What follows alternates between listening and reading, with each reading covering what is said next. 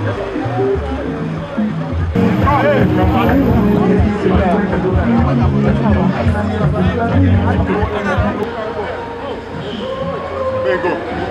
I'll be on record. It's okay. It's okay like this. Space, keep up.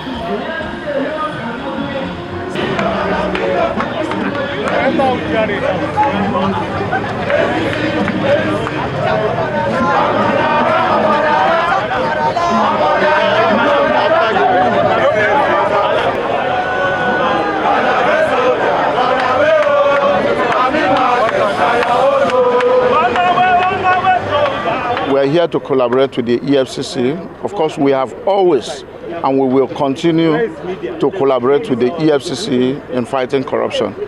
Corruption has become a menace. Corruption has taken trillions of dollars from our country.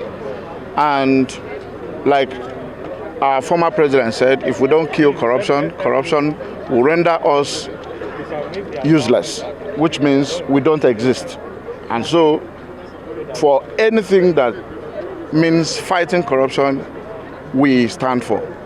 And this day we joined the EFCC to create awareness, to walk the streets and let people know that when you see something that is bad, when you see corruption, don't wait until you're told. Please blow a whistle. Blowing whistle could mean that you can come here. If you don't know how to do that, please meet people like us.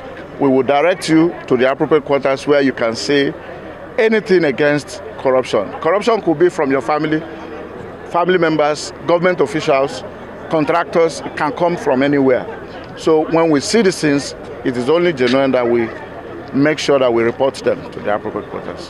When you talk about challenge, the challenge is about the same thing everywhere. It's a general challenge everywhere. You cannot say there's a specific challenge. But, you know, when you look at areas, sometimes we can talk about maybe some tense situation because of the kind of peculiar offenses or criminal activities that happen here.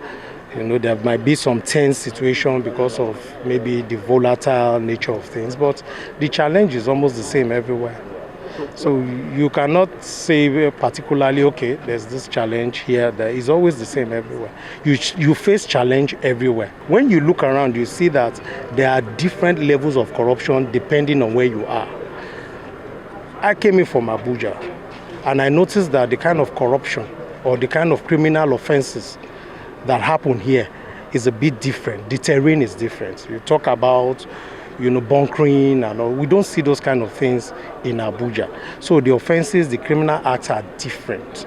So in that case, you might have a bit of a high level of criminal activities because of these activities going around.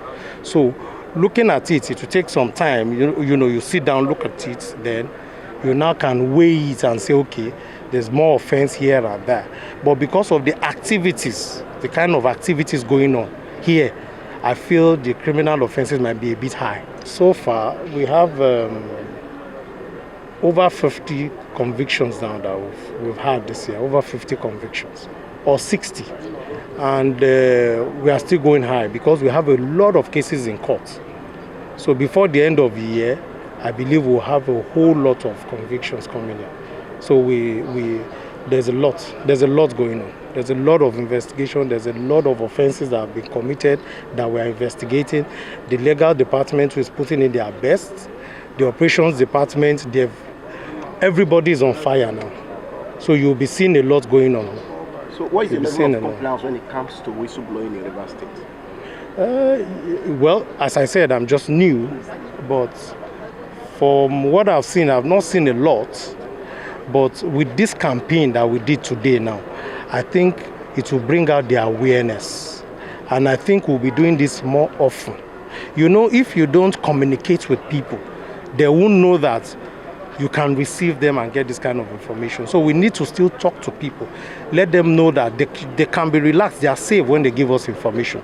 So we still need to do a lot about that, and we are going to do it. Okay, sir, I'm still on internet on corruption and rate of corruption. Don't let me use the word definitely, but looking at it, weighing it, you'll see that internet fraud is always having a high level of, because, you know, our youths these days, every small thing they go into internet fraud. So the level of crime is high. And that is why you see that we are trying to clamp on them and see how we can reduce it. And we are not only, it's not about just arresting them, taking them to court, convicting them, putting them in jail. No, we also try to sensitize them, talk to them, counsel them, and let them know that this crime is not the best for them. So we are trying to do that too, and trying to see maybe we can provide things that some of them can do instead of going into this internet fraud. So we are working with some other organizations to talk to them, so to provide jobs relating to internet activities, not fraud. You understand what I'm saying? But internet fraud is high.